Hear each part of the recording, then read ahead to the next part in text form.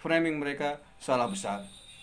Karena ternyata pelakunya yang bernama Satrio itu adalah seorang mahasiswa dan beragama Islam. Apa yang dia kerjakan kemarin diyakini sebagai sesuatu yang benar.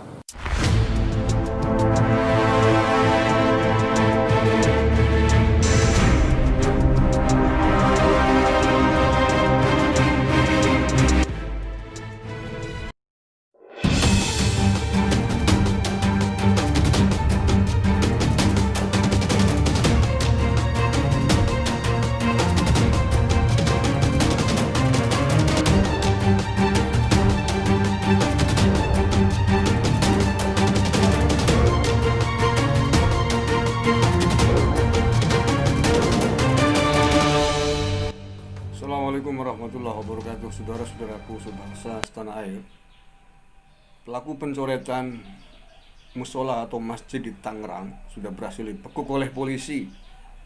Dan siapakah pelakunya? Apakah benar bahwa pelaku itu adalah PKI sebagaimana kadrun-kadrun memframing, menggoreng isu ini besar-besaran bahwa PKI bangkit lagi, PKI komunis bangkit lagi, merusak masjid.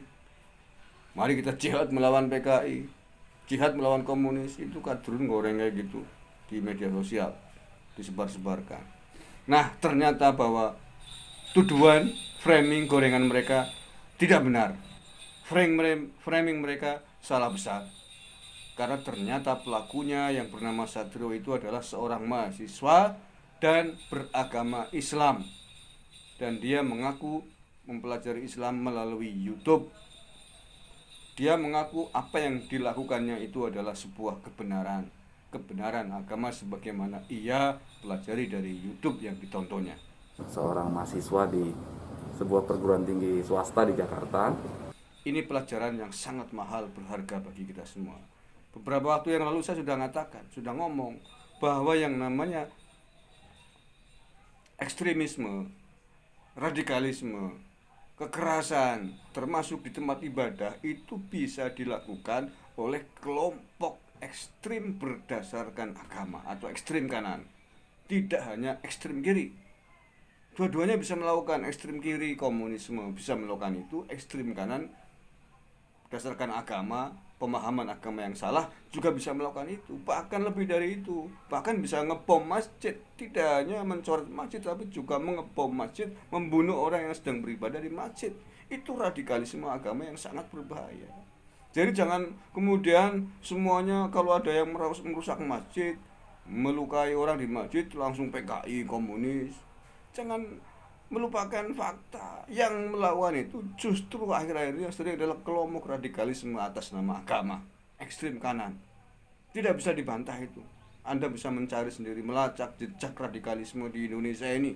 Belum lama bagaimana orang berkoar-koar jihad, takbir tapi kemudian melakukan pembunuhan, melakukan terorisme terhadap sesama muslim, terhadap orang yang sedang sholat di masjid. Enggak usah jauh-jauh di Suriah, di tanah air ini juga ada. Di Cirebon sekitar 8 atau 9 tahun yang lalu orang lagi sholat Jumat di masjid juga dibom masjidnya, bukan hanya dicoret, dibom, sehingga kemudian melukai dan menimbulkan korban di sana. Nah, paham ya? Sekali lagi, pelaku vandalisme yang melakukan pencoretan, perusakan di musola atau masjid Tangerang bukanlah bagian dari orang berpaham atau ideologi komunis, tetapi orang Islam yang tersesat di dalam memahami agamanya karena tidak melalui guru yang bersanad, tidak melalui guru yang benar, hanya belajar agama dari YouTube, hanya membaca. Itu akibatnya begitu. Makanya belajar agama yang benar. Caranya bagaimana? Ya carilah guru ngaji di pondok pesantren atau kepada ulama kiai terdekat yang Anda yakin bahwa dia adalah ulama beneran. Cirinya apa? Dia pernah ngaji kepada ulama sebelumnya, kepada guru sebelumnya yang betul-betul memang ulama, punya lisensi mengajar. Cirinya apa? Dia pernah ngaji di pondok pesantren mana, gurunya siapa, dan seterusnya dan seterusnya. Ibarat dokter, Anda mau cari dokter, cari dokter yang beneran, bukan dokter gadungan. Cirinya apa? Dia pernah kuliah di fakultas kedokteran, dia punya dosen kedokteran yang mumpuni. Itu sederhana lah. Masih banyak ulama-ulama yang bisa dipercaya. Kiai NU insya Allah semuanya memiliki kualifikasi keilmuan yang memadai, dan siapapun di NU yang sudah disebut kiai pastilah dia sudah diizinkan mengajar oleh gurunya. Dia punya lisensi keguruan, kekiaian yang diizinkan oleh guru sebelumnya, oleh guru di mana dulu dia belajar. Demikian, mudah-mudahan ini menjadi pengalaman bagi kita semua dan kepada seluruh warga negara Indonesia, siapapun, tidak hanya umat Islam tapi juga seluruhnya, untuk tidak mudah mempercayai provokasi-provokasi menyesatkan yang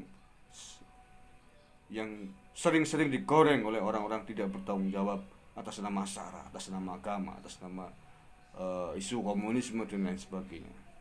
Terhadap hal-hal yang berbau dengan hukum, biarlah polisi bekerja dengan caranya sendiri. Sekian, mudah-mudahan bermanfaatnya. Wallahul muwaffiq ila aqwamit thoriq. Assalamualaikum warahmatullahi wabarakatuh.